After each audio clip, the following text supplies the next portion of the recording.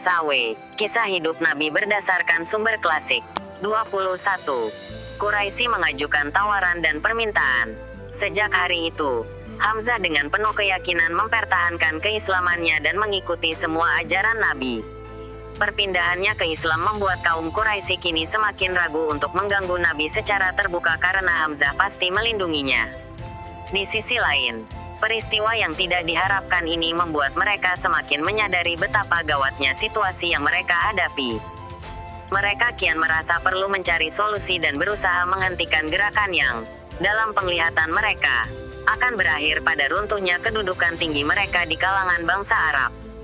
Melihat bahaya ini, mereka sepakat untuk mengubah taktik dan mengikuti saran yang diajukan oleh seorang pemuka Bani Abd al-Syams, Utbah ibn Rabi'ah, dalam majelis. "Mengapa aku tak menghadap Muhammad?" kata Utbah, dan menawarkan sesuatu yang mungkin dia mau terima. "Asalkan dia menghentikan kecamannya terhadap kita, kita akan penuhi apapun yang dia inginkan." Datang kabar bahwa Nabi kini sedang duduk sendirian di dalam Ka'bah. Maka, Utbah segera meninggalkan majelis dan pergi ke masjid. Ia menawarkan diri untuk tugas ini karena ia cucu Abd al-Syams, saudara Hashim. Meskipun berbagai kabilah keturunan kedua putra Abd Manaf ini telah bercabang-cabang, perbedaan itu dengan mudah lenyap oleh kesamaan garis silsilah keturunan mereka. Selain itu, Utbah sosok yang lebih ramah, lebih cerdas, dan lebih dapat bekerja sama dibandingkan kebanyakan orang Quraisy.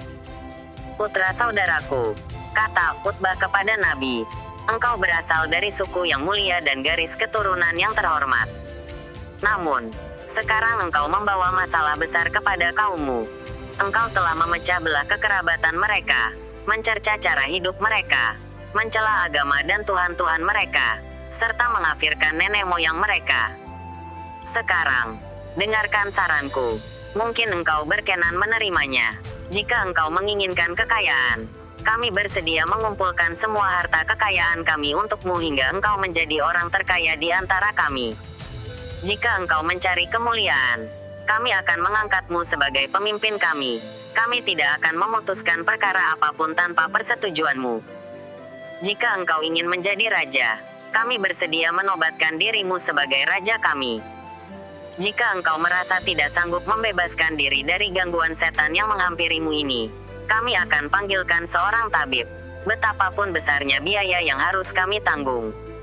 Petik 2. Setelah Utbah selesai berbicara, Nabi berkata, "Sekarang, dengarkan aku, hai Abu al-Walid." Nabi lalu membacakan ayat yang baru saja beliau terima. Utbah bersiap-siap mengalihkan perhatiannya dari lelaki yang ingin ia kalahkan itu. Namun, setelah dibacakan beberapa kalimat, pikirannya dipenuhi kekaguman terhadap kata-kata itu. Ia duduk bersandar pada kedua belah tangannya yang diluruskan ke belakang sambil mendengarkan. Ia terpesona oleh keindahan bahasa yang mengalir ke telinganya. Ayat-ayat yang dibacakan itu berbicara tentang wahyu itu sendiri, juga tentang penciptaan langit dan bumi.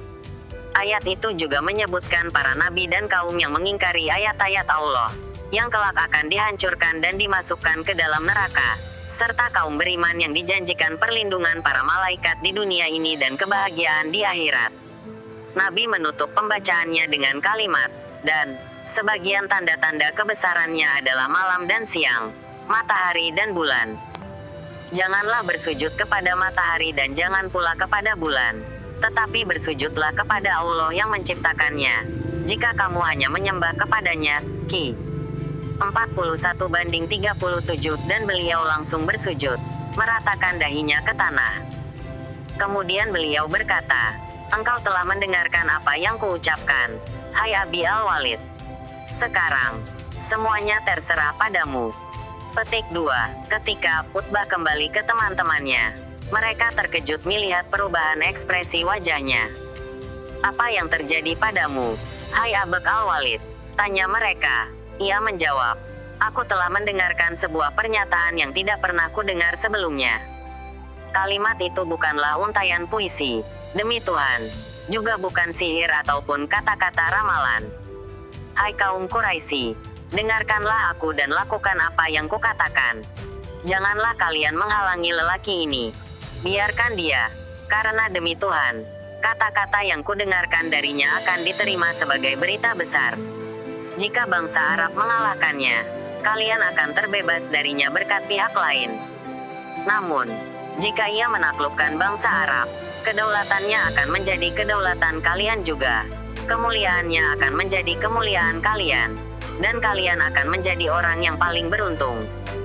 Namun, mereka mengejeknya. Allah telah menyihirmu dengan lidahnya. Aku telah menyampaikan pendapatku kepada kalian, sahut Utbah. Sekarang, lakukanlah apa yang terbaik menurut kalian. Petik 2. Utbah tidak menentang mereka lebih jauh. Dampak ayat-ayat Al-Quran tersebut baginya bukan sekadar kesan sesaat. Ketika itu, karena tidak memperoleh jawaban atas permintaan yang ia ajukan, salah seorang yang lain berkata, marilah kita memanggil Muhammad untuk berbicara dan berdebat dengannya. Dengan begitu, kita tidak akan dipersalahkan karena tidak mengupayakan berbagai cara. Maka, mereka mengundang beliau. Para pemuka kaummu berkumpul bersama untuk berbicara denganmu.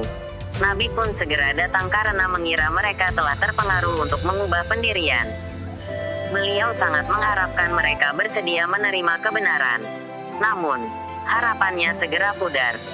Mereka mengulangi kembali tawaran yang diajukan sebelumnya. Setelah mereka selesai berbicara, beliau menjawab, aku tidak mencari harta kekayaan, tidak menginginkan kemuliaan di tengah kalian, dan tidak berhasrat menjadi raja kalian. Tetapi, Allah telah mengutusku sebagai rasulnya dan menurunkan kitab sucinya kepadaku. Aku diperintahkan agar menyampaikan kabar gembira dan peringatan kepada kalian. Karena itulah, aku sampaikan ajaran Tuhanku dan nasihat baikku kepada kalian. Jika kalian mau menerima apa yang kubawa, kalian pasti beruntung di dunia ini dan di akhirat nanti. Tetapi, jika kalian menolak ajaranku, aku akan bersabar menanti keputusan Allah di antara kita. Petik 2. Tanggapan mereka hanyalah kembali seperti semula.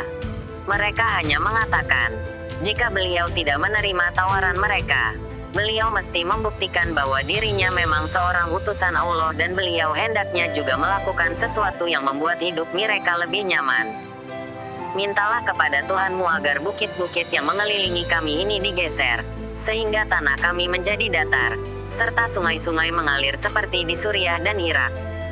Mintalah kepada Tuhanmu agar nenek moyang kami dihidupkan kembali, termasuk Kusyai, sehingga kami dapat bertanya apakah yang engkau katakan ini benar atau dusta. Atau jika tidak, mintalah sesuatu untuk memenangkan dirimu sendiri.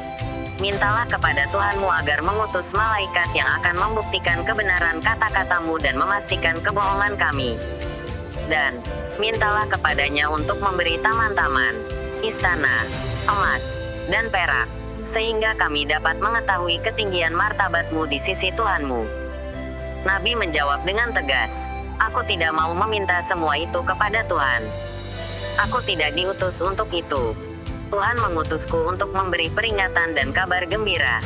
Petik 2. Mereka tidak mau mendengarkan dan berkata, kalau begitu, runtuhkanlah langit hingga berkeping-keping di atas kepala kami. Dengan maksud memperolok-olok ayat yang telah diturunkan. Jika kami kehendaki, niscaya kami benamkan mereka di bumi atau kami jatuhkan kepada mereka gumpalan dari langit. Ki 34:9. Allah lah yang menentukan, jawab Nabi. Jika Allah berkehendak, dia akan melakukannya. Petik 2. Tanpa menjawab, kecuali dengan tatapan menghina, mereka pergi ke tempat lain. Bagi mereka, salah satu teka-teki yang paling membingungkan dari Al-Quran adalah seringnya ia menyebut nama asing Al-Rahman, yang jelas dikaitkan dengan sumber inspirasi Nabi. Salah satu ayat dimulai dengan kata-kata, yang Maha Pemurah Al-Rahman, yang telah mengajarkan Al-Quran, Ki 55:1-2. Karena mereka senang menerima rumor bahwa kata-kata Muhammad berasal dari seseorang Yamamah. Kali ini mereka pun berkata, kami mendengar bahwa seseorang Yamamah, bernama Rahman, telah mengajarkan semua ini kepadamu. Kami tidak akan pernah percaya kepada Rahman. Nabi tetap diam. Lalu mereka melanjutkan, kini kami bersumpah di hadapanmu, Muhammad. Demi Tuhan, Kami tidak akan membiarkan dirimu tenang. Kami tidak akan tinggal diam sebelum kami dapat menundukkanmu atau engkau membinasakan kami. Di antara mereka ada yang menambahkan, kami tidak akan mempercayaimu sampai engkau menunjukkan kepada kami Tuhan dan para malaikat sebagai bukti. Mendengar kata-kata tersebut, Nabi bangkit. Ketika beliau beranjak hendak meninggalkan mereka, Abdullah, putra Abu Umayyah dari Bani Makhzum, juga berdiri dan berkata, "Aku tidak akan mempercayaimu selamanya sebelum aku melihat sendiri engkau dapat naik mencapai langit, kemudian turun lagi ke bumi membawa 4 malaikat untuk membenarkan pengakuanmu. Kalau itu terjadi, aku baru mungkin mempercayaimu." Abdullah, dari pihak ayahnya, adalah sepupu Abu Jal, tetapi ibunya adalah Atikah, putri Abdul Muthalib. Dan Atikah menamai putranya itu dengan nama saudaranya, ayah Nabi. Mendengar kata-kata semacam itu dari kerabatnya sendiri, Nabi pulang dengan hati sedih dan pilu. Lebih sedih lagi, kini terbentang jarak yang jauh antara dirinya dan para pemimpin kaumnya. Sementara dari kabilah Makhzum, beliau setidaknya memiliki seorang pengikut, Abu Salamah, putra bibinya, Barah. Kini datang bantuan tak terduga yang dapat memperkuat agama baru itu.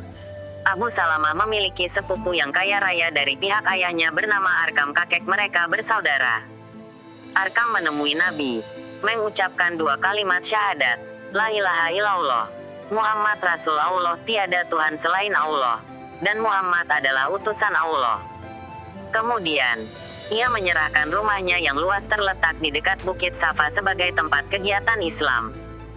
Sejak itu, kaum mukmin memiliki tempat persembunyian di pusat Mekah. Di tempat itulah mereka dapat bertemu dan salat bersama tanpa takut terlihat atau diganggu.